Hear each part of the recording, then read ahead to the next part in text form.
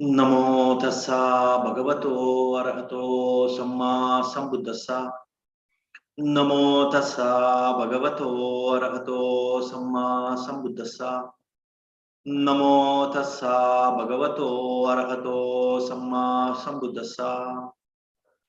इतिपिसो भगवारहं सम्मा संबुद्धो विद्याचरण संपन्नो सुगतो लोकविदु अनुत्तरो पुरिसदम्म सारथि सत्तादेव मनुष्याणां बुद्धो भगवाति।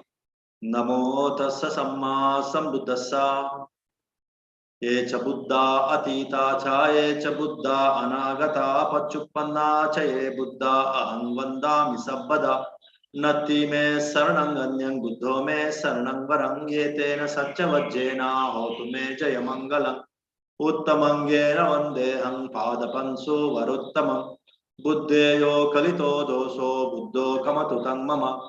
बुद्धं यावनिब्बानपर्यन्तं शरणं गच्छामि। स्वाखातो भगवता धम्मो संदिटिको अकालिको एहिपस्सिको अपनायको पच्छत्तं वेदितव्यो विन्नुहीति। नमो तस्स नियानिकस्स धम्मस्सा। ये च धम्मा अतीता च ये च धम्मा अनागता पच्चुपन्ना च ये धम्मा अहं वन्दामि सर्वदा। नत्ति मे शरणं अन्यं धम्मो मे शरणं वरं ये तेन सच्चवज्जेना होतु मे जयमङ्गलम्। उत्तमंगेन वन्देऽहं धम्मं च विदुत्तमं। धम्मे यो कलितो दोषो धम्मो कमतु तं मम। धम्मं यावनिब्बानपर्यन्तं शरणं गच्छामि। सुपटिपन्नो भगवतो सावक संगो उजुपटिपन्नो भगवतो सावक संगो न्यायपटिपन्नो भगवतो सावक संगो सामीचि पटिपन्नो भगवतो सावक संगो। यदिदं चत्तारि पुरिसयुगानि अट्टपुरिसपुद्गल एषा भगवतो सावक संगो।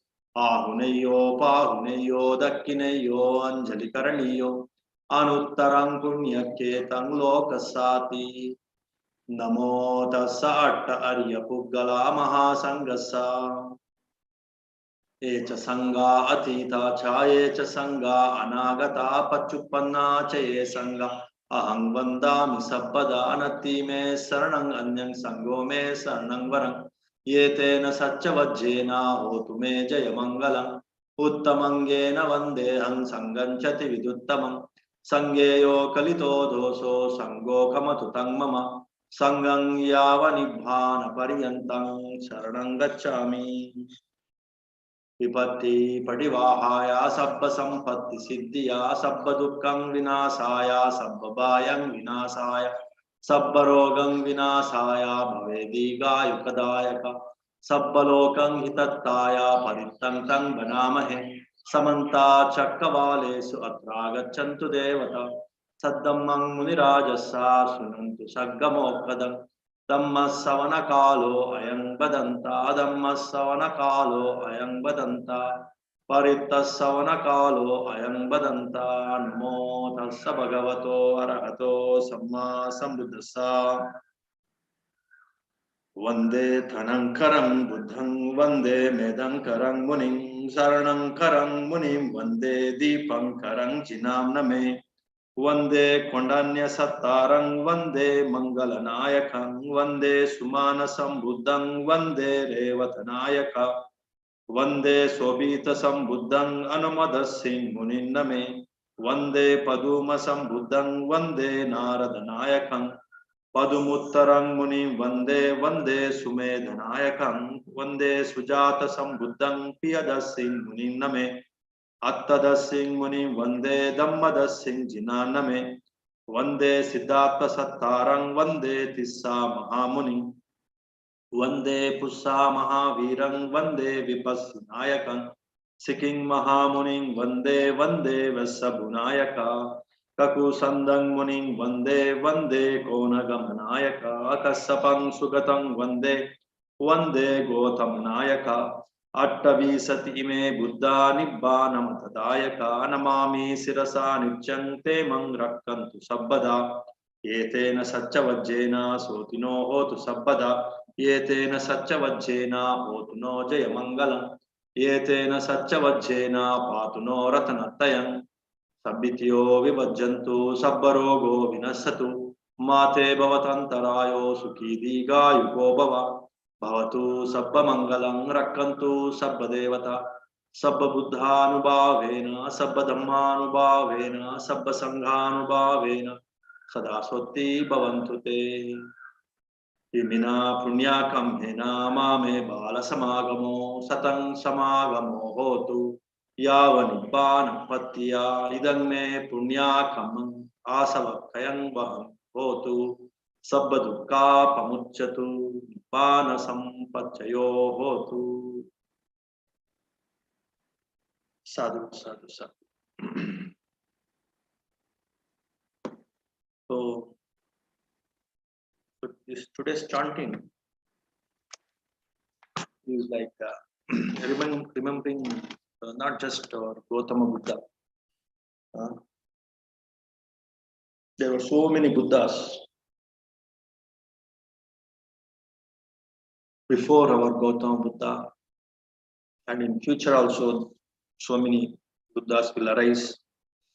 It's innumerable. There is no end for this. Just like there is no end for this arising and perishing of this entire universe. So there is no end for this arising and establishing Buddha Sasana, the noble teachings of the Buddha, and liberating millions of beings, billions of beings. And again, the Buddha Sasana will perish. It will just go away from this world. And again, the new Buddhas will start working on their mind, purifying their mind, liberating their mind, and developing the most authoritative knowledge, Samma Sambodhi, about liberation, about the path of liberation, about the techniques, the ways and means to teach liberation, this art of liberation, liberating the mind. So again, many the committed the bodhisattvas, the would-be Buddhas, the future Buddhas, they take that resolve and they start working on that, purifying the mind, liberating the mind, and become Samma Sambuddhas. And this is endless. It started from time immemorial, and it will go on again,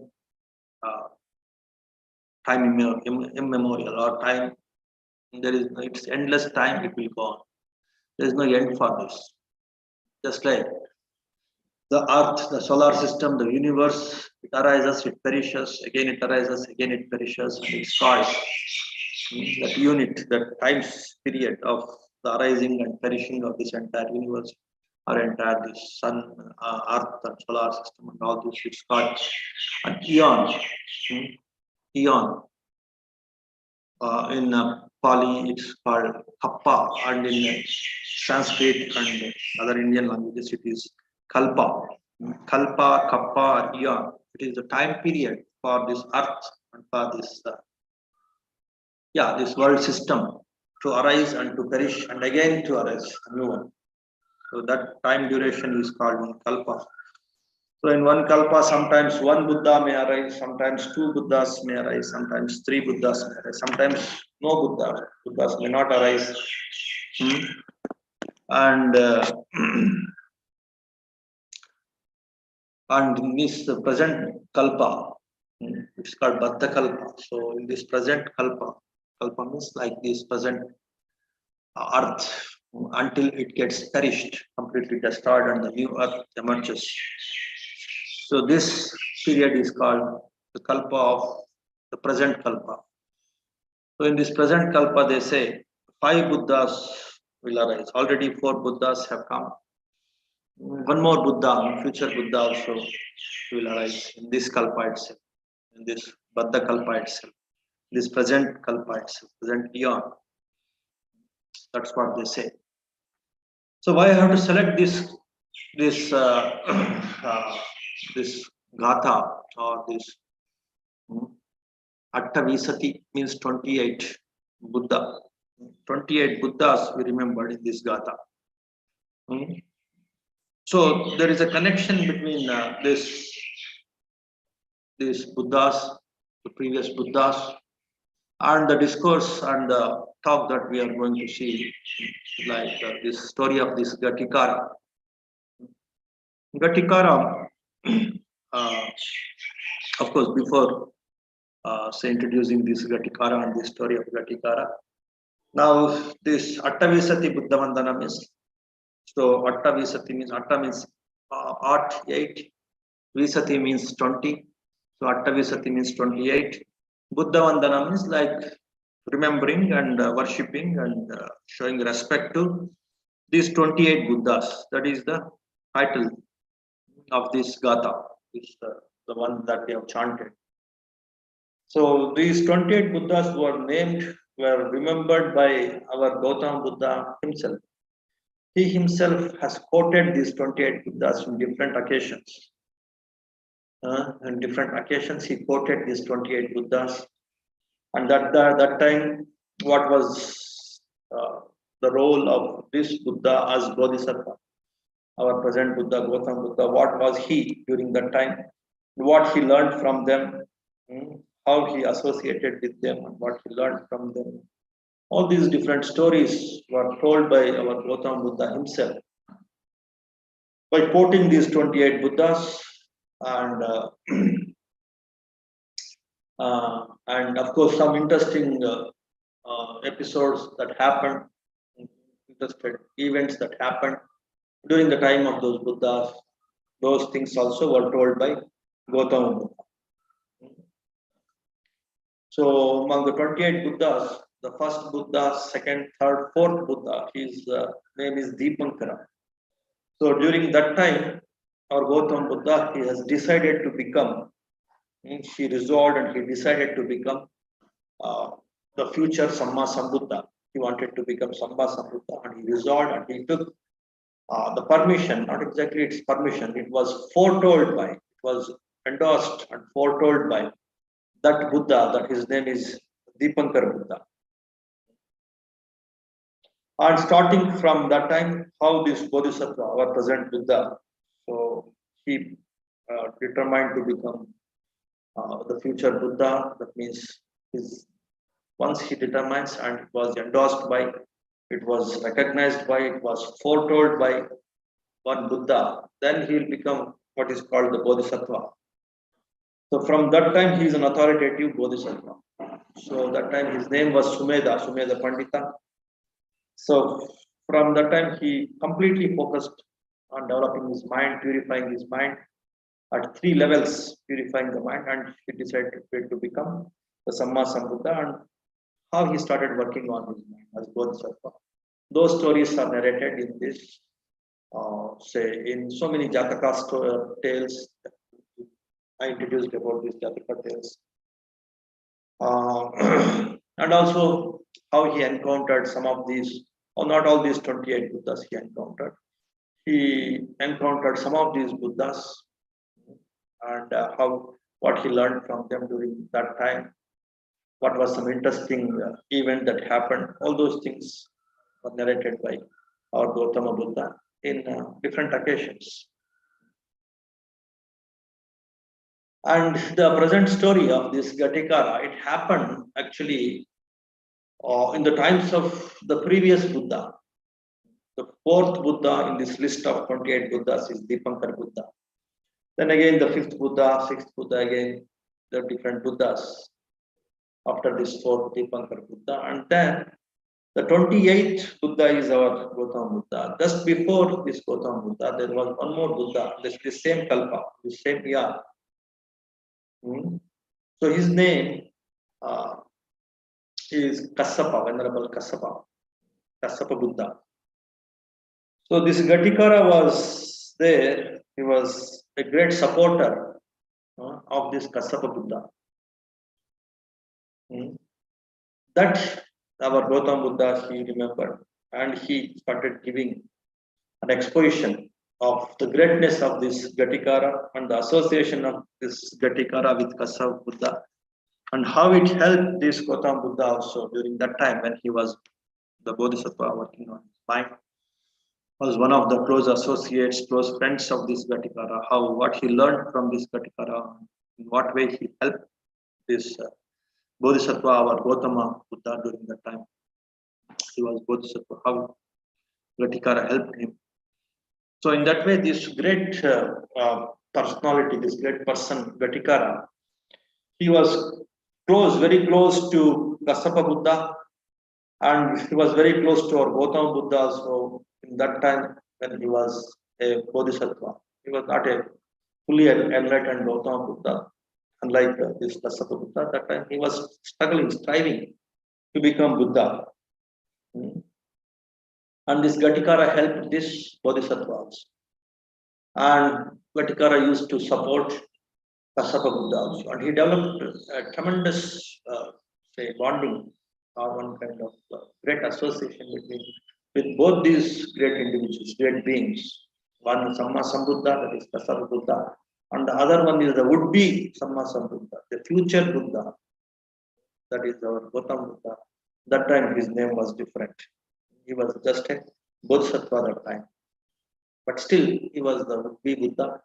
So he was having great association, great bonding between these two great individuals, great beings, the Buddha and Bodhisattva.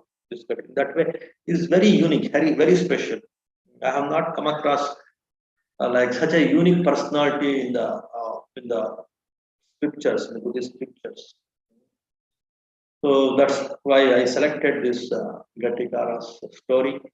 And there are so many things that our audience, our Upasakas and Upasikas also learn from this great being, Ghatikara. And of course, not only the virtues of this Ghatikara, and even some wisdom aspects also we can learn from the story of Ghatikara. So that is the intent, that is the intention of selecting this Ghatikara Sutta, or this story of Ghatikara. So how this start, this story, and this story is actually, it's in the form of a sutta in Majjhima Nikaya. Majjhima Nikaya is one of the very important, collections of Buddha's teachings. There are some 150 plus sutra, 152 sutras in this Majjhima Nikaya. So the sutra number 81 is this Ghatikara Sutta. So where our Gautama Buddha, he remembers this Ghatikara and also narrates his greatness, his virtues, his wisdom. All these aspects were narrated by our Gautama Buddha. So what is the story here?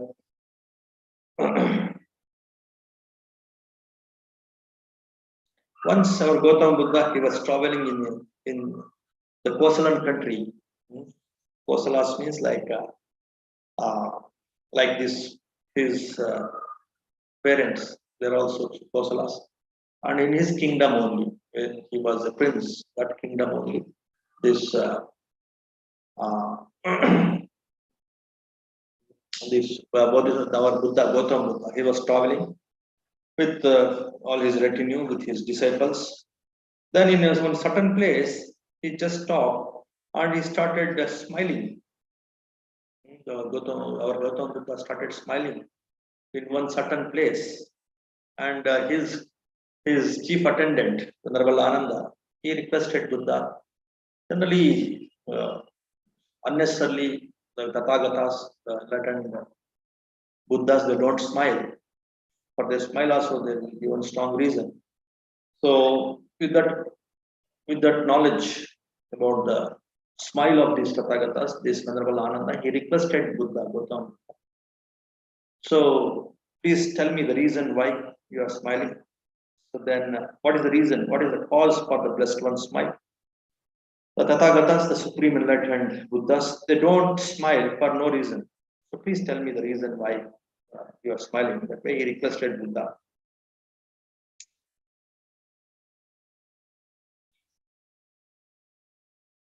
Then Buddha, he started narrating about the story of that place. This place, once upon a time, long back, it was a very big city or market town. just like one of the major cities of India now, like Mumbai or Delhi or something like that. It was a major city during that time. And during that time, it was called Vebalinga. Vebalinga. The name of this city was Vebalinga. And in this city, only the great Kassapa Buddha, the Buddha Kassapa, the supremely enlightened Buddha, he was staying here in this great city, Vebalinga, and he was fully enlightened. And with his disciples, he was staying here. So that thought came in my mind. I just smiled. That's what this Gautam Buddha say. He narrated the speciality of the place. Then this Venerable Ananda, he developed more interest in this story, and he thought this place is very special because this is blessed by the previous Buddha, Kassapa Buddha, and now the present Buddha, Gautama Buddha, is also is there now in this place. In that way, this place is very special.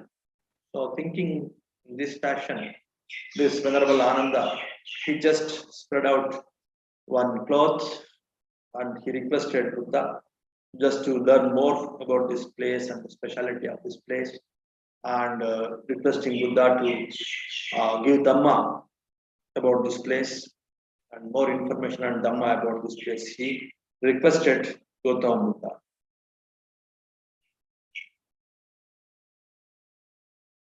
And then Gautama Buddha, he started narrating about the speciality of the place. So there were so many inhabitants and it was crowded with the people. And he had this Venerable Kassapa was also here, and he was having his monastery also here. And he was supported by a very special person by name Ghatikara.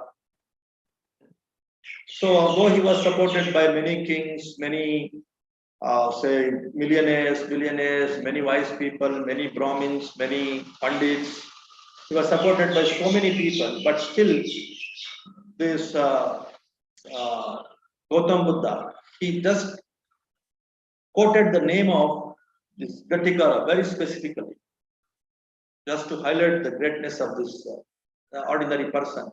For the general public, he was very, very ordinary person. Ghatikara means what? Ghata means like pot. Kara means the maker, the potter. The potter. So he's a potter. So his name has become like that only. So it is the pot maker. So that is the name of, that is the meaning of this word Ghatikara. So though he was an ordinary, very poor pot maker or a potter, but still our Gautama Buddha has given a lot of importance, lot of significance to this pot maker, this potter, and his story rather than the other stories related to Kassapa Buddha. He gave a lot of emphasis to this pot maker because of so many reasons that you will come to know. This potter, this Ghatikara, he was a great supporter of Kassapa Buddha. Not only that, he was having one very good friend. His a young man, a very young man, very say from a very learned family. His name is Jyotipala. He was called the Brahmin Student Jyotipala. So he was a very good friend of this Ghatikara. And once this Jyotipala was very young, he was younger than this Ghatikara, it seems. So he was very close to this Jyotipala, and Jyotipala also very fond of this Ghatikara, and they were very good friends. Once this Ghatikara, because he was a great supporter of Kassapa Buddha, so he requested or he told this Jyotipala, my dear Jyotipala, my friend, let us go and see the blessed one Kassapa. Kassapa Buddha is here, his monastery is here. We will go and see this. He wanted to introduce this Jyotipala to Kassapa Buddha. That was the intention of this Ghatikara. So he asked and he requested this Jyotipala, his friend, let us go and meet Kassapa Buddha. He is supremely enlightened, and it's a great blessing to see him. and it's a much more great blessing to listen from him. So let us go and meet him. This young man, this Jyotipala, he was little, after all, he is very young and also he was a bit proud. Uh, and he said, "Oh, what is there? Enough. What is there to talk to him? What is there to meet him? They're all shaven-headed people, bald-headed people. Hmm. So, bald-headed, the recluse he is, and what is there to meet him? So, in that way, he just ignored his suggestion. This Ghatikara suggestion, this Jyotipala, he ignored. Second and third time also he requested. He told, my dear friend Jyotipala, we will go and meet. And so second and third time also, he rejected his offering, his suggestion. This Jyotipala, the friend of this Potter Ghatikara. All right. So, but he was very adamant. He was very clear, very firm, this Ghatikara. Somehow I have to help this, my friend, to listen to this Kasapa Buddha. Then it will be a great blessing for this, my friend, and it will be a nice thing as a friend. For me also, it's a very nice thing to introduce this Jyotipala to Venerable Kasapa Buddha. That's what is the strong intention in his mind. So, but he has not agreed, this Jyotipala. So then he thought of maybe some other plan. So he told this Jyotipala, all right, now we are not interested in meeting Venerable Kasapa Buddha. Now we will go to river and we will take bath. So in that way he told, let us take some bath powder and also a loofah just to cleanse our body. So they collected a few things that are required for bathing. And they went to the river for bathing. And for that he agreed. Jyotipala agreed, all right, we will go and we will bathe in the river. So then, very well said Jyotipala, he replied, and both of them, they went to the river. And again, just before entering to the ring or while bathing, again this Ghatikara, he suggested, now after this we will go and meet Kasapa Buddha. It's a great blessing for you and also for me to meet and see this Kasapa Buddha. And again, Jyotipala ignored. Then again, what this Ghatikara did,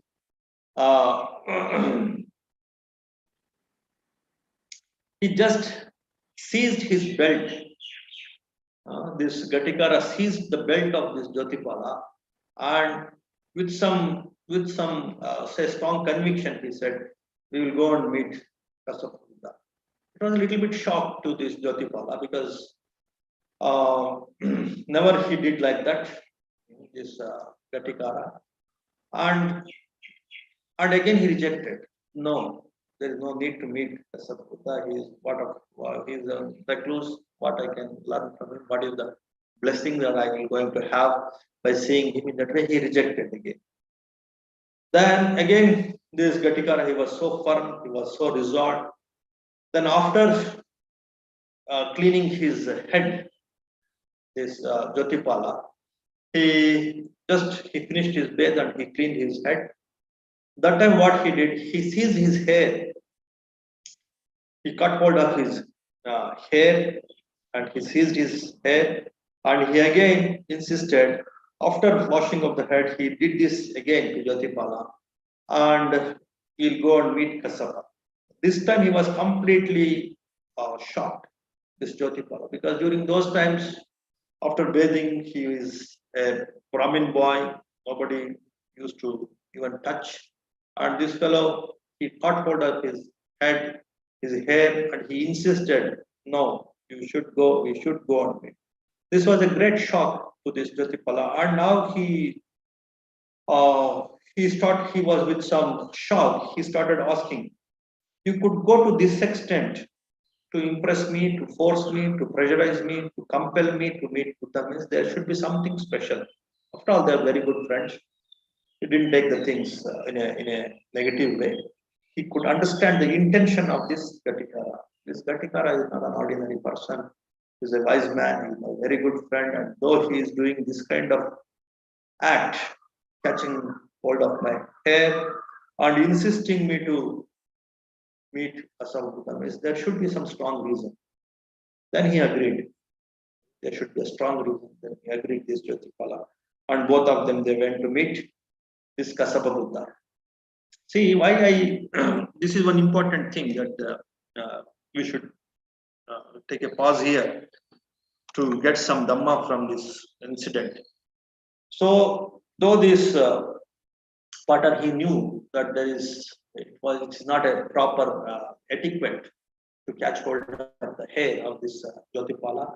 He did it intentionally, purposefully, just to create that kind of say strong reason or strong need for this Jyotipala to meet Kassapa Buddha.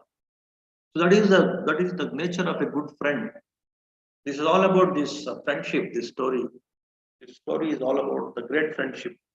They call this friendship as legendary friendship also. The friendship of this Ghatikara is legendary. It's a legendary friendship because he threw away the rules of the society.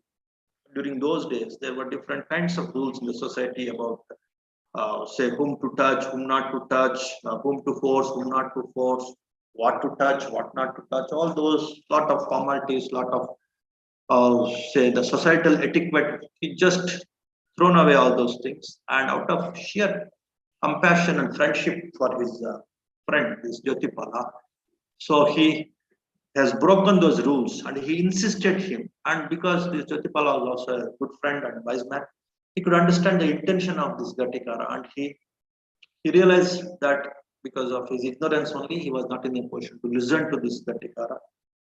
His suggestion of going and meeting this Kasava Buddha. Now, because of his strong intention and his strong act that he could go to that an extent, he realized that there is a strong reason behind our Ghatikara's say behavior. So he agreed. So in that way, if you think something is precious, then there is no wrong, there is no harm in forcing your say family, your friends, your relatives. If something precious that you want to give, then there is no harm in insisting, compelling, forcing, because in the long term it will be beneficial to him, beneficial to your friends, your relatives. Okay, so that's what is the second level of developing the punya kriyas or parmis. In all punya kriyas and parmis, wise people not only they practice, they insisted these things on others also and encouraged them, motivated them, insisted them to practice the punya kriyas and parmis of meeting the great, say, the reclusas, wise men, listen to them, insisting your friends and relatives to listen to some dhamma, wise things which will be helpful for them in long term. It's good for them for a longer period, for the entire life may change. So in that way, not only the individuals practicing these punya kriyas, they should also, by skillful means, with good intentions, they should encourage other people also to practice these punya kriyas and parmis.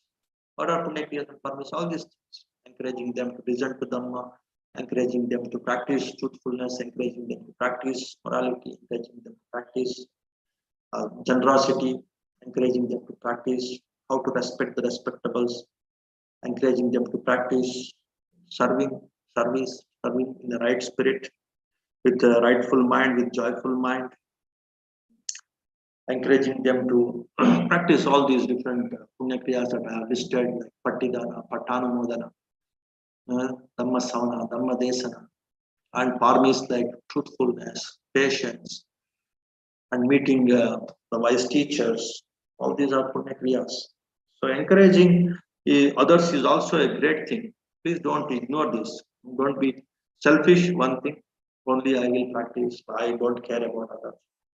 Second thing is, like, the best gift you can give to your loved ones is this punya kriyas and parmiso. The Dhamma of this truth, the ultimate truths, which will liberate the people, which will give them the right perspective in the life. So this is the best gift that you can think of. Then you may lose something. Your ego may be hurt. They may reject. See, here in this case of Ghatikara, nearly some 6-7 times, or nearly 10 times he was rejected by this Jyotipala. But still he was so persistent, so say consistent in his persuasion. He was persuading him again and again, though he was hurt, though he was His ego was hurt, though he told several times.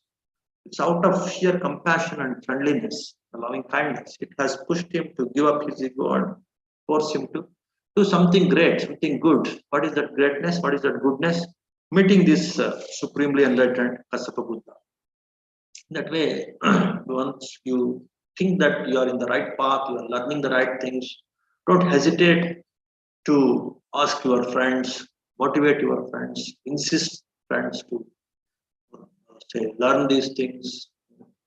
Many of our say meditators, they ask me, oh no, if I tell them they will not listen, so they don't attend. What I do? This is skillfulness. So insisting them with confidence, with that compassion and loving kindness, and with that faith. And second thing is using your skillfulness. Here, what is the skillfulness he used? So that time, this may be very shocking for him, but still that shock has to be given to him.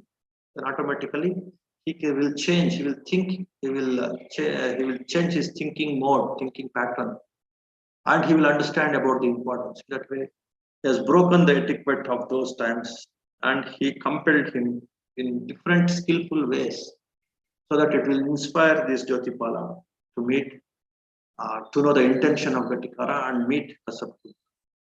That way, both skillfulness and compassion, if both of these things are quite strong in you, then you can motivate anybody to listen and to attend the meditation classes or the Dhamma talks, and to bring them into this right view and this right view path. That is possible. So these things, please all of you understand. Those who are complaining, those who are telling me again and again, so I told him once, twice, he is not listening. My father, my brother, my friend, they're not listening. They're not listening to me. They're not attending. No, not listening to me, that is not important. Whether you have that strong intention in your mind that by doing this, he will be happy. I want his happiness. If that is there very firmly in your mind, then you don't hesitate to tell him 100 times in different skillful means. Your mind also, your intelligence also will work. Your efforts also will increase if you have the true compassion, true loving kindness, true friendship, Kalyana Mitrata, welfare friend, the true friend, the spiritual friendship. If you have that is very strong, then you don't hesitate telling your loved ones, near and dear ones, not once, 100 times, not just in the same way, in different skillful means and ways you can tell and we can inspire them. That's what is one of the main takeaway, the key takeaway that you can have in this incident of this Ghatikara and Jyotipala. So because of his firmness, because of his true intentions, because of his courage, though was not supposed to touch hold of his head, his hair, he could do that. Means there is like courage also. He could sacrifice a few things for the sake of his friend. That this Jyotipala understood, and they went, and he decided to meet Kassapa Buddha. Then both of them, after bathing, they went to Kassapa Buddha's monastery and they met him and met Venerable Kassapa Buddha, and they got Dhamma from Venerable Kassapa Buddha. Both of them, they became very happy. And then when they were returning back, this Jyotipala, he asked Ghatikara, his friend. So now we have heard Dhamma. So you have heard Dhamma from Kassapa Buddha previously also. Now it is high time, if not for you, to become a renunciate. Just give up your family life, and why don't you become a renunciate? That's what is this Jyotipala's suggestion to his friend Ghatikara. He was also very much impressed with the Dhamma of Kassapa Buddha, this Jyotipala. And he encouraged, because he did a great help to me by say forcing me, by compelling me, by making me understand the importance of meeting Kassapa Buddha. And he took me to Kassapa Buddha. He has done a great service. He has done a great say help by taking me to Kassapa Buddha. So with that say gratitude, he told Ghatikara, why don't you become a renunciate? Why don't you give up your family life and why don't you renunciate under Kassapa Buddha? In he asked, why don't you become a renunciate? Then this Ghatikara, he answers what he said. Say, I have old parents and they are blind parents. They are old and blind. My parents are very old and blind. I have to take care of them. You know my condition, my situation. So I can't become a renunciate under Kasapa Buddha. Why don't you become a renunciate? That's fine. In that way, this Jyotipala agreed, and he became a renunciate. He became disciple, a full-time disciple under Kasapa Buddha, and he received that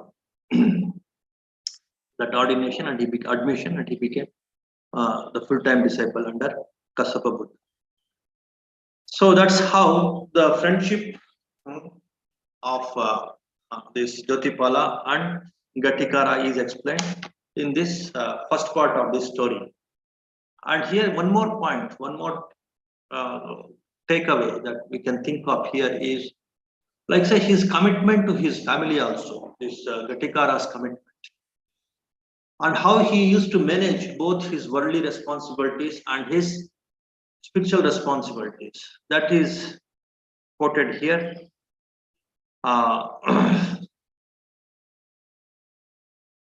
So how he used to manage his worldly responsibilities and spiritual responsibilities. He used to support this Kasapa Buddha in all possible ways, though he was a very poor man. And he used to practice so many moral precepts. Though he was a potter, he was not in the habit of digging the earth and collecting the soil and collecting the mud and making the pots. He used to get the mud from the from the waves of the river. So some mud is thrown away. So that mud he used to collect, or the mud that is thrown away by the rats or something like that. So that kind of mud he used to collect, used to carry that kind of mud from the seashore, from the river bank, or from the forest, and then he used to make the pots. And after making the pots, he used to keep the pots in one place, and he used to tell the people, or used to put the signboard that they can collect whatever pot they want, and they can offer whatever they have, some rice or some lentil or something like that, whatever they have, they can offer. So in that way, there was no it was a right livelihood from his side. Though he was a householder, he was not destroying the beings, the insects or the creatures, and he was not say, collecting in any unlawful way the mud. And even his selling also, it is full of, like say, unconditional sales. He was not putting any conditions in his business also.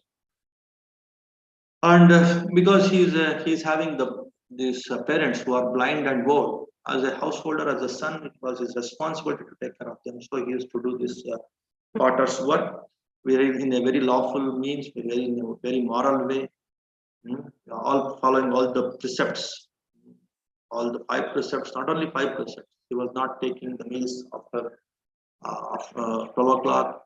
He was taking only one meal, and then he was not in a position to say do any kind of monetary business.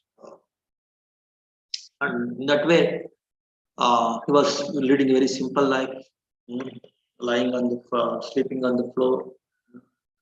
So in that way, he was celibate. He was practicing brahmacharya. So, so 8 precepts he was practicing thoroughly, and even a few more precepts also. Maybe nearly some 20-25 precepts he used to practice in a very, very perfect possible way. And he was supporting Kasapa Buddha and his Sangha, and he was very generous. Whatever he has, he used to give. And about his generosity, it's again explained later in this story. So in that way, he used to balance his spiritual life with the worldly responsibilities of taking care of his parents and practicing the precepts according to his situation, his circumstances. He was not extreme in practicing the precepts according to his circumstances. He was practicing many of these precepts, these moral precepts. So he was supporting Kasabuddha. So he was practicing all these generosity principles, morality principles, the householders principles, all the punya kriyas he was practicing in the best possible way. So after this ordination of this Jyotipala, 15 days he was there in that place, Vebalinga, this Kasapa Buddha. Then he went to Benares. He was traveling after all this. He used to go to different places, Kasapa Buddha, to teach people. So he went to Benares. There, near Benares, there is one place called Isipatana, where our Gautam Buddha also gave his first discourse. Megadai, Isipatana, the Deer's Park in Sarnath. Now it's called Sarnath. In Gautam Buddha's time also it's called Sarnath. So it's Isipatana during the time of Kasapa Buddha. And in that Isipatana, he was staying, this Kasapa Buddha. And the king of that Benares, the Benares is not very far from the Isipatana, maybe some 10 kilometers. So he came in with his full retinue, with great pomp and show, with great respect to this Kasapa Buddha. He was a great devotee of Kasapa Buddha, the king of that Kasi, that Benares. His name is Kiki, the king Kiki of Kasi, the king of Benares. He came to meet this Kasapa Buddha. So this Kasapa Buddha, he was in that Isipatana. So he requested Kasapa Buddha, after listening to Dhamma from him, he requested Kasapa Buddha to visit his palace in Benares for Bhojan Dan, for Sangadan. All right, he agreed. And then he went with his retinue to this king's palace, and they had the Sangadana, Bhojan Dana. And again he requested this Kiki to spend his 3 months Vasavasa in his palace, in his hospitality. He wanted to give that service to Buddha. So he wanted to give all the 3 months service, the accommodation, the residence, the food, everything to Kasapa Buddha and his monks. He wanted to give to his disciples, to his Sangha. He wanted to offer, he wanted to provide all these basic necessities for the Sangha. But Kasapa Buddha he rejected. No, I have told other people that they have that opportunity to provide the requisites for me and for my Sangha. This for this rainy season, for this rainy retreat, for these 3 months. So you don't take trouble, you don't worry that way. He told the king, but the king was upset. He became sad. I lost this opportunity. I wanted to give this and develop my army of Dana, the Punya Kriya of this Dana. And also I could have listened Dhamma every day from Kasapa Buddha. So I lost this great opportunity. That way he felt very bad. He felt very upset with the decision of this Kasapa Buddha. Then he requested, who is that who is a better supporter to you than me? I thought I am a great devotee of you. And after all, of course, he is very strong devotee, very highly. They say he was Sotapana also. That means after listening to Buddha, he became, he could see the first glimpse of enlightenment. So such people will have a lot of respect for Buddha. And of course, after all, they are kings. They will have some prideness also. So he wanted to know, who is that great supporter other than me? I am the king of this entire kingdom, this Pasi, this Kosalan kingdom. So who is that supporter who is better than me? That way he requested the Kasapa Buddha. Then Kasapa Buddha told, there is one potter in the city called Vebalinga. In your city, the other city other than this Benares, there is one more city, Vebalinga, in your kingdom. So in that place, that city, Vebalinga, there is one potter. His name is Ghatikara. He is my very good supporter. What is his greatness? Why I consider him as a better supporter than you, than the king? Because once what happened, I was going for alms round. and uh, I wanted to collect alms from this Ghatikara's house. So that time he was not there. This Ghatikara was not there. His parents were there.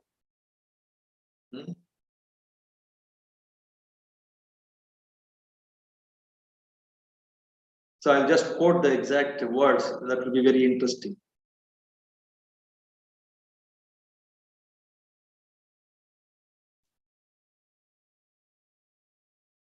He narrates his great qualities, how he used to practice all the precepts, all the 5 major precepts in addition to celibacy, and how he is very virtuous in he eats only one pot the day.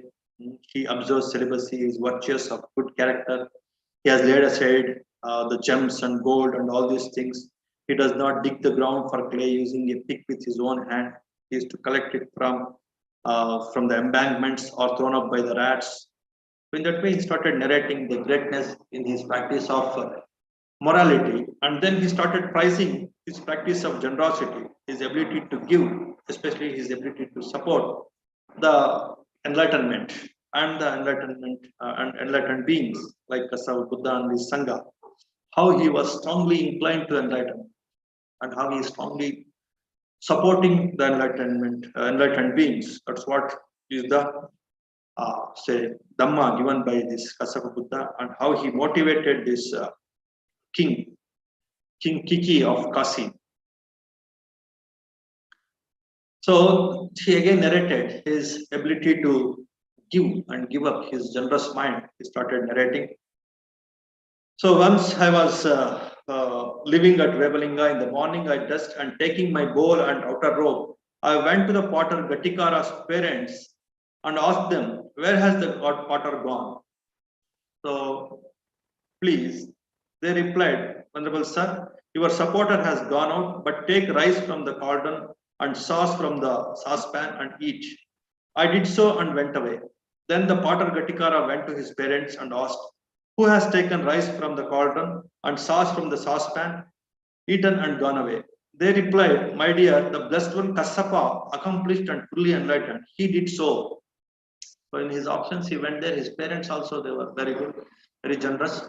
So they requested, your supporter Ghatikara is not there, but you can definitely please take the rice and the sauce. So Kasava Buddha, though of course he was having so many other supporters, but still he was having a lot of compassion to these people, Ghatikara and his parents. And that's what the enlightened people, the wise people do. So after the meditation, after very good meditation, they used to go to the good people, the good supporter, good upasakas, and they collect their dana so that it will become a great blessing for them. And here, not only collecting, and he wanted to develop that ability to give, ability to become more generous. So that was the intention of Kasava Buddha. So that's the reason why he used to go to this Ghatikara's house, because it will become a great blessing for him by donating to Kasava Buddha, by the great enlightened being Kasava Buddha, and also to develop a great inclination in the minds of this Ghatikara, and to show the world that how this giving mind is superior. Giving mind is say wise mind, and the givers will get to prove that to the world. By giving only the people will get. So he went to this Ghatikara's house, and though he was not there, so he has taken the food. And what happened then? So when the parents told what happened in his absence, then the potter Ghatikara thought, it's a gain for me. It's a great gain for me that the blessed one Kassapa, accomplished and fully enlightened, relies on me thus. So he is showing a lot of confidence in me, lot of concern and confidence in me. It's a great joy, it's a great blessing for me. That way he delighted in that. And the same thing happened again in another occasion. And another occasion, what happened? And his hut was leaking. This Kasava Buddha's hut was leaking. Then he addressed his disciples to go and get some grass to cover this leaking roof. Then they went to Ghatikara's house to find out any grass is there. That time again Ghatikara was not there. So his parents asked, so what do you want? Then the disciples, they told, like this, our Kasapa Buddha's roof is leaking. Then they told, we don't have grass, but you can collect the grass from the thatch. They were also covering their roof with the thatch, with the grass. And you can collect the grass from the thatched roof. In that way they told. And the disciples, they collected the grass from the thatched roof and they covered it on this Kasapa Buddha's roof.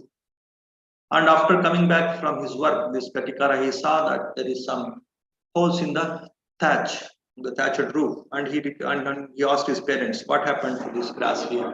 Then they told this Kasapa Buddha's disciples have come and have collected this.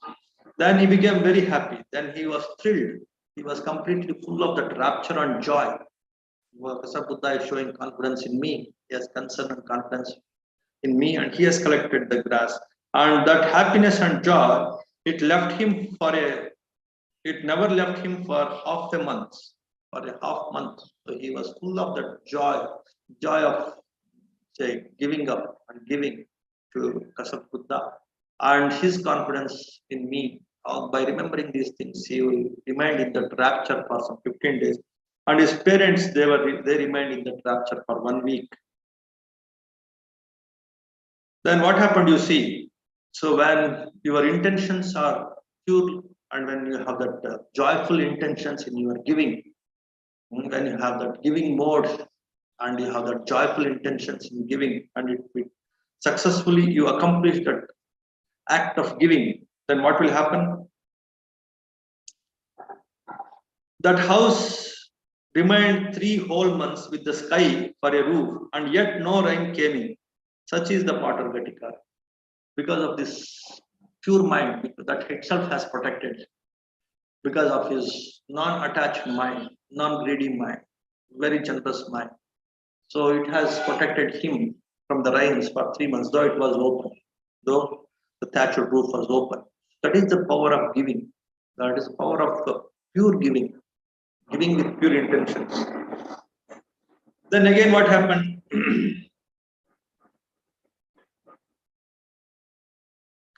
So in that way, this Ghatikara, so though he is a poor man, I am depending on him because of his greatness in his intentions, greatness in his purity. So in that way, Buddha narrated how that potter Ghatikara is superior than this King Kiki of Kasi, the king of that Kasi, how he is inferior than Ghatikara in this art of giving, in this purity of giving. This has, roused the great spiritual urgency in the minds of this King Kisi, this king, this Kasi king Kiki, and he developed tremendous appreciation, tremendous mudita towards this Ghatikara, and he ordered his people to supply 100 cartloads of rice, and then a lot of other materials that are required, and then so many other things were required for the householders, and take these things to Ghatikara and offer it to him in the name of the king. King Kasi has dispatched all these things. Please accept them. In that way, you tell this Ghatikara. So they carried all these things. The king is very busy and he has offered all these things to you. So then this Ghatikara told, king is very busy and he has to take care of many people. I don't require any of these things. Please ask the king to keep these things for himself only. So I am happy with what I am having. So in that way, this Ghatikara rejected. Let these things be for the king himself. In that way, he rejected. So that he knew that king needs all these things and king can take care of the entire Sangha also. There may be so many people that he will take care of Kasapa Buddha also. So in that way, he just rejected the offer. So in that way, this Ghatikara, though he is a poor person. Kasabuddha preferred his offering because of the intentions, because of the purity in his giving, because of the pure generous intention. So that is one more aspect, the key takeaway in this story, this Ghatikara story. So it's some 3-4 takeaways I have already mentioned. Some 2 takeaways. That is his strong intention to change his friend, to help his friend, to make his friend more authoritatively, more genuine in his spiritual quest by asking him to meet the Buddha. His strong intentions and also his strong courage, though the society may not accept some of the etiquette, he has broken that and he helped his friend. So his courage, confidence, and his that is because of his concern for his friend. So what is the key takeaway? So in spreading this you or this Dhamma, or so if you think these things are good, then don't hesitate to force or compel your friends or relatives or family members to take up this path, which will be a great gift that you can give to these people. That is one key takeaway. Second thing is like the ability to support the enunciates and wise teachers, wise people. So again, that is a great blessing. So how such good intentions will make you, though you are not a great millionaire, but whatever small thing that you have with pure mind, with good intentions, you can learn how to offer to the suitable people, the right people. Then it will give you the tremendous spiritual inclination, tremendous blessings, tremendous support from the spiritual people. You'll get strong support, great blessings you'll get, and support also will get from the spiritual say communities.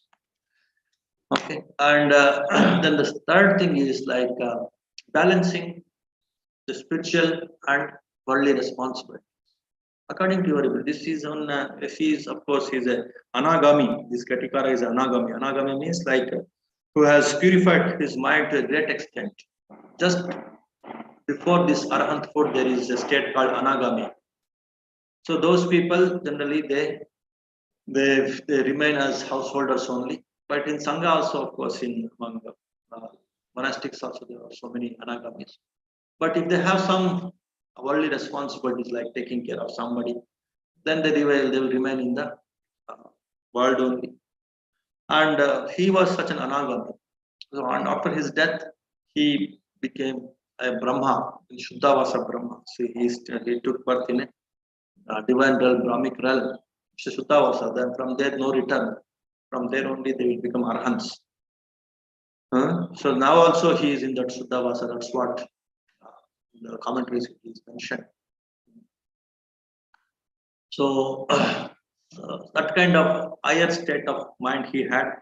So because of that, he was practicing with utmost care in all his punya kriyas and forms. But here, the lay people, according to your abilities, your capacities, your capabilities, you can strike that balance of taking care of your worldly responsibilities. At the same time, not to give up your spiritual quest, your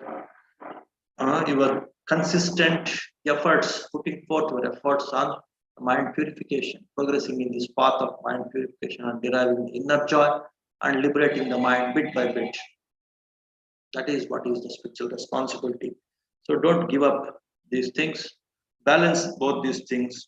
That is what is the key takeaway of this beautiful sutra. Beautiful sutra, this Ghatikara sutra, where this Ghatikara is the uniqueness, the speciality of this layperson, this devotee is he is close to, he is very special to both these Buddhas, these great Buddhas, these supreme Buddhas. Kasab Buddha also, he is a great supporter, great associate, he was in that strong, great association of Kasab Buddha, this Ghatikara. At the same time, he was a great friend of our present Buddha, Gautam Buddha. At that time, he was Bodhisattva Jyotipala. Jyotipala is our present. That's what Buddha says at the end of this discourse. You may be wondering, who is this Jyotipala? That Jyotipala was myself. I only was both Jyotipala at that time. In that way, this Gautama Buddha, he concludes this sutra by saying that student, that Brahmin student Jyotipala, on that occasion, he was none other than myself. That way, this Ghatikara, he has helped me with his wisdom, with his Maitri, Metta, and compassion. He helped me to a great extent. At the same time, he supported Kassapa Buddha in the best possible way. That is the beauty of this great Upasaka, Ghatikara. So, by remembering him, I smiled by remembering his qualities, his virtues, how he was close to both of us. Two great Sambuddhas, he was close to both of us. By remembering this and how he helped both of us. By remembering these things, I smiled that way. Buddha gave the discourse on this Ghatikara to the assembled audience there, and many people they felt they learned this art of say the best possible support. Who requires what? So that understanding, that skillfulness that one should have the householders, and accordingly they should help the people around them. If they're spiritual people, they should support them with the materialistic things. If they're worldly people, they should support them with the spiritual wisdom. That's what this Ghatikara did with this Jyotipala and Kasava. Jyotipala needed the spiritual wisdom, so he supported Jyotipala to meet Kassapa Buddha and to get the supreme spiritual knowledge. That way, he has become the bridge to connect Jyotipala, the great Bodhisattva, with this Samma Sambuddha, Kassapa Buddha. And he supported Kassapa Buddha by providing the requisites, and so that he got the blessings and the grace, the concern from the great Kassapa Buddha. So from both the sides, he benefited both the parties, and he got benefited by them in the best possible ways from both these two great Buddhas. That is the beauty of good friendship. If you have this good friendship, you can achieve this in all possible ways. You can achieve worldly success, also you can achieve the spiritual success, also you can achieve. So one should learn this art of balancing the worldly responsibilities with the spiritual responsibilities. Then he will become, even though he is a householder, he can lead very happy, peaceful, and successful life. So that is this Ghatikara Sutta. So with that, we will conclude.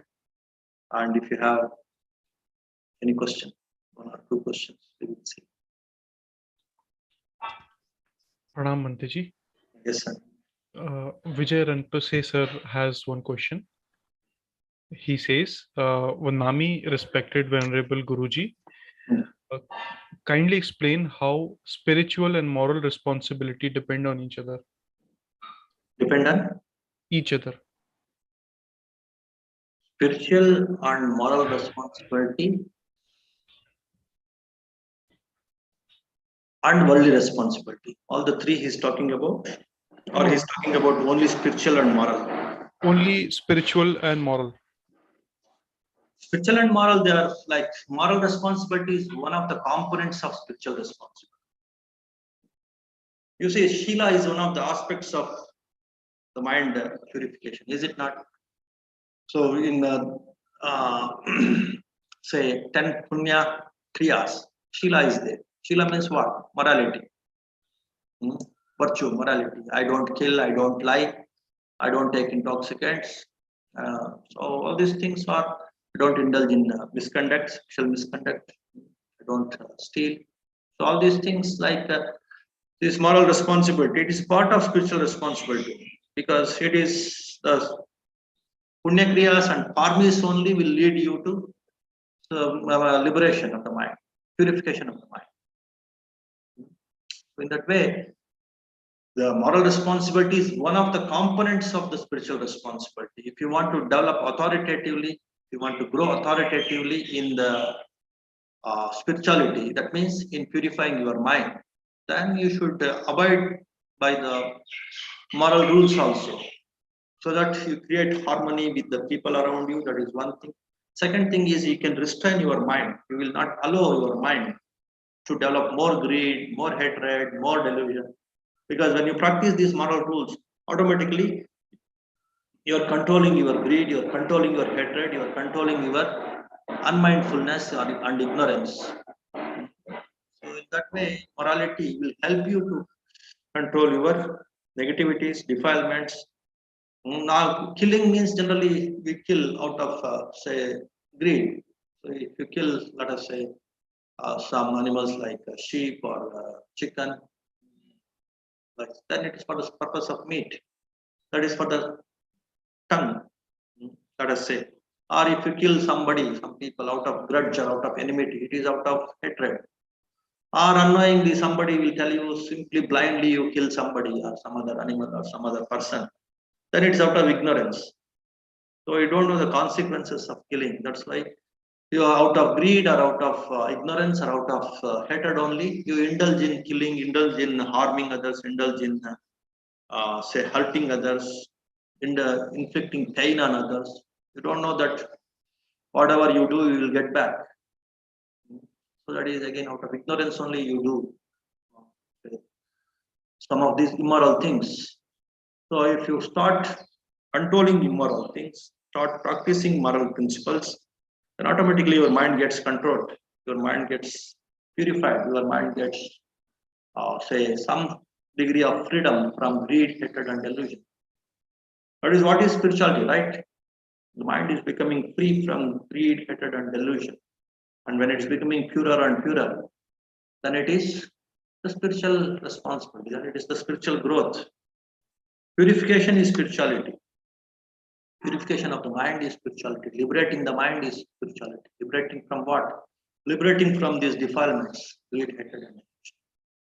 But following these moral responsibilities also, moral principles also, you are controlling your greed, hatred, and delusion, and you are freeing your mind bit by bit, even with these moral responsibilities by practicing moral principles. In that way, moral responsibility is one of the components of spiritual responsibility. Okay, next question. Pranam Manteji. Yeah. Am I audible? Yeah, we can. Yeah, you're audible. Go ahead. Pranam Manteji. Krishang is asking, when I go to school, if my friends say bad about me or hit me, and some of the times they complain to the teacher, even when there is no fault of mine, and I get scolded, then what shall I do? I feel love and kindness slowly. Sorry. He says that I think that his loving kindness goes down, and he doesn't know the solution. Okay, so his question is when I go to school, some kind of say problem happen with that. So they start complaining about me to the teachers, and the teachers they show some kind of they start punishing me, and something will happen. It's all part of the life. Whenever some people are there around, not only your classmates, your friends, it will happen with any two individuals, even among the two greatest friends also, or even between the father and son, mother and son, between brothers also, some amount of rivalry, some amount of competition. It is there, it must be there. So in such a situation, you should simply learn. It's all part of the life, part of the human mind. That's how the human mind works. It's always little competitive, little jealous, little hateful. All these things are there. There may be some reason from my side also. There may be some reason from other side also for this kind of complaining and getting some punishment. In that way, you just see some skillful means to avoid it, to escape from it, to escape in the sense not in some unlawful way, in some rightful means only. How best I can convince my teachers about my innocence, or how best I can tell them about my innocence. And that way, just see How best you can forgive at the same time. How best you can protect yourself from such kind of mischief from other students. And one more thing for the youngsters is like they should be focused on their goals and on their responsibilities. Then they will not get time even to think of this kind of simple things that happen in the school. Don't be very sensitive also. You just see that all these things are common in the life. All these things of competition, rivalry is quite common in the life because that's how the human world is not perfect world. The human beings are not the divine beings or Brahma beings or the liberated beings like Buddha and his Sangha. Everybody will have some jealousy, some rivalry, some competition. Let me bear this. Let me accept this. Let me say, let me be okay with this, and let me focus on what I have to do. If some kind of say reprimanding, some kind of say some teachers may scold me because of my, though it is there is no mistake from my side. You should learn it's okay. This is all part of the life. Some many times innocent people also they will get some punishment. It's okay. And best possible way you should try to avoid it, and the best possible way you should try to convince it. If both these things are not possible, it not happen. Let us say, then the best thing is to ignore it and focus on your work. Focus on your say your studies or your career or work. And if it's possible, if you get some idea to fix that problem, you fix it quickly. And if you don't get it quickly, you just let go it, ignore it. Don't keep on brooding. Or they have say created some problem for me. The teachers scolded me. These people created some nuisance. They hurt me. All these things. They hurt me. They scolded me. They abused me. These thoughts again and again, if you get in your mind, no. So you corrupt your own mind. You will not be happy. You will not progress. As quickly as possible, you should get the solution. You should fix it. If you don't get, you should ignore it. These are the only two ways. In that way, if you work on this, ignore it with compassion, fix it with compassion. This is all natural. This is what happens in the world. We are not in the perfect world. So let me learn how to adjust with these people, with this kind of situation, and let me focus on my goals, on my aim. So in that way, we should balance this kind of situation with wisdom, skillfulness, and with loving kindness, compassion, and let it be, let go. Then it will not brood in your mind. It will not create bigger problem in your mind. As quickly as you say let go, as quickly as possible, you will become free from that worry. As quickly you become happy, quickly you become focused on whatever you want to do, on your goals. That art you should learn. That is possible if you learn all these techniques of mindfulness technique, on all mindfulness techniques, in all meditations. Let it be. Some thought came, let it be. Let me focus on my breath. Let me focus on the sounds. Let me focus on the taste. So in all mindfulness techniques and meditation, that's what you learn. Let it be. Let me do this. Let it go. What next? Let me do this. Your mind quickly comes back to the present tense, comes back to your goal, what you have to do. And it will not worry about the same thought that has created some kind of, say, inflicted some suffering, some pain on you because somebody scolded you. So the person who quickly let go the things, he is the strong man. He is the successful man. To keep these things in the mind and become quick enough to let go such kind of things.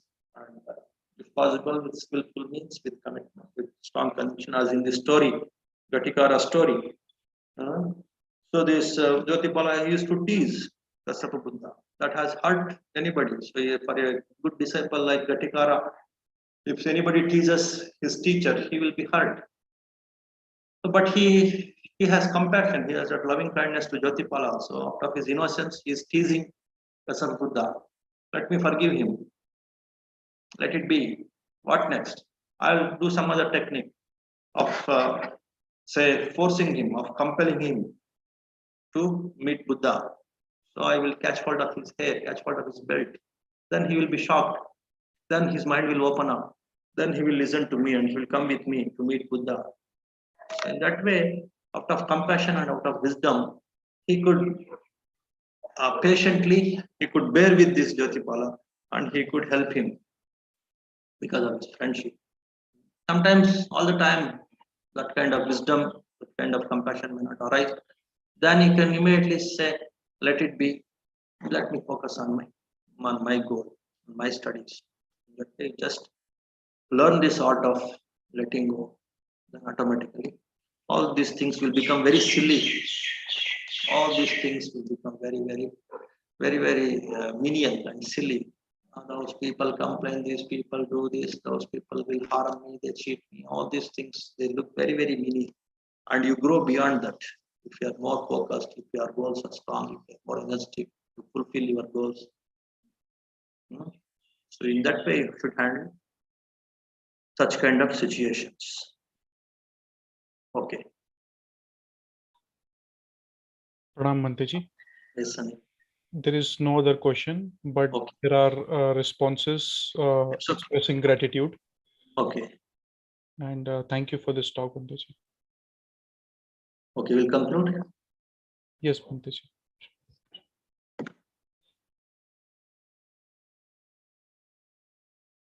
So we conclude with a small chant.